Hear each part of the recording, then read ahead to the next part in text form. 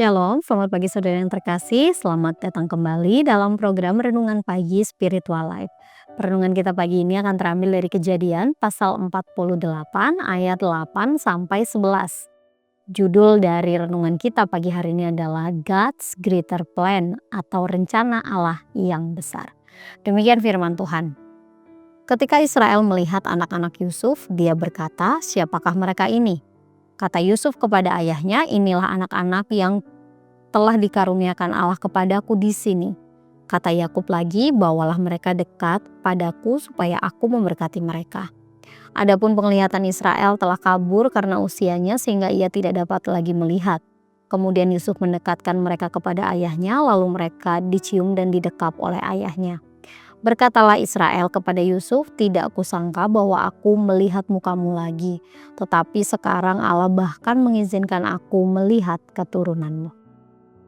Saudara yang terkasih, dalam ayat yang baru saja kita baca, di sini diceritakan bahwa ketika Yakub melihat anak-anak Yusuf, dia memastikan siapakah mereka.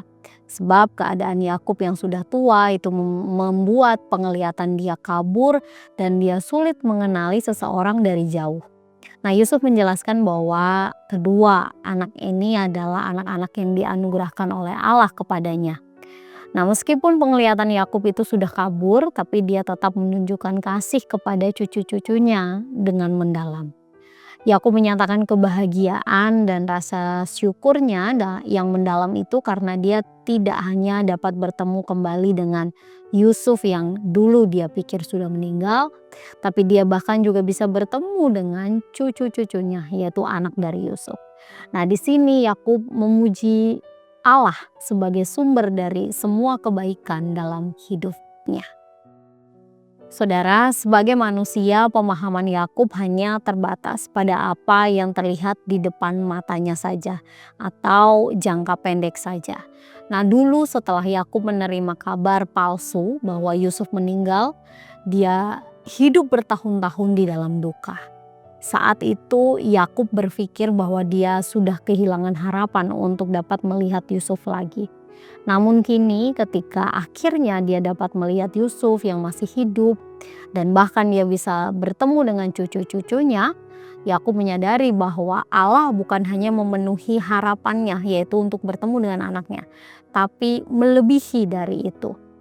Peristiwa dalam cerita ini membuktikan bahwa manusia itu cenderung menilai keadaan berdasarkan apa yang terlihat di depan mata saja.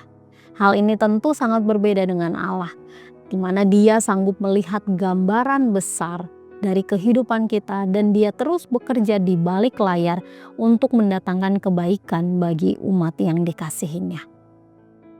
Saudara yang terkasih, pertemuan Yakub dengan cucunya dalam cerita ini menjadi bukti kemurahan dan kemahakuasaan Allah dalam hidupnya. Allah tidak hanya memahami semua hal, tapi Dia juga memiliki kuasa untuk mengubah keadaan demi kebaikan orang percaya. Kemudian di dalam kemurahannya yang tidak terbatas, Allah juga seringkali memberikan jauh lebih banyak dari apa yang dapat kita pikirkan atau kita doakan. Oleh sebab itu saudara, jika saat ini kita sedang merasa kehilangan harapan atau mungkin kita tidak dapat melihat jalan keluar dari permasalahan yang kita hadapi, dalam masa-masa sulit yang sedang kita hadapi ini, mari serahkan keadaan tersebut ke dalam kendali Allah yang Maha Kuasa. Di dalam kemurahannya, Allah juga terus bekerja untuk mendatangkan kebaikan dalam kehidupan kita.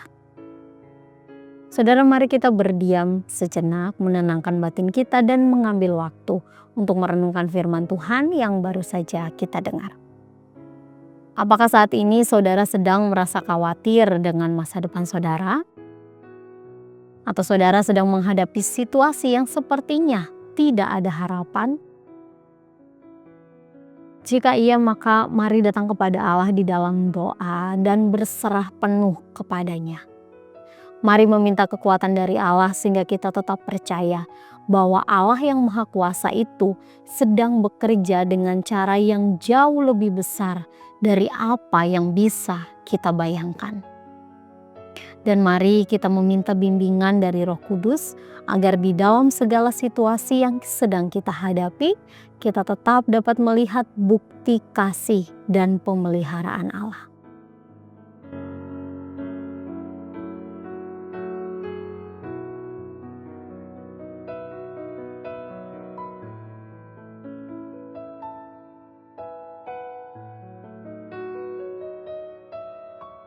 Saudara, Mazmur 37 ayat 5 berkata, "Serahkanlah hidupmu kepada Tuhan dan percayalah kepadanya dan Ia akan bertindak." Demikian renungan kita pagi hari ini. Mari kita berdoa.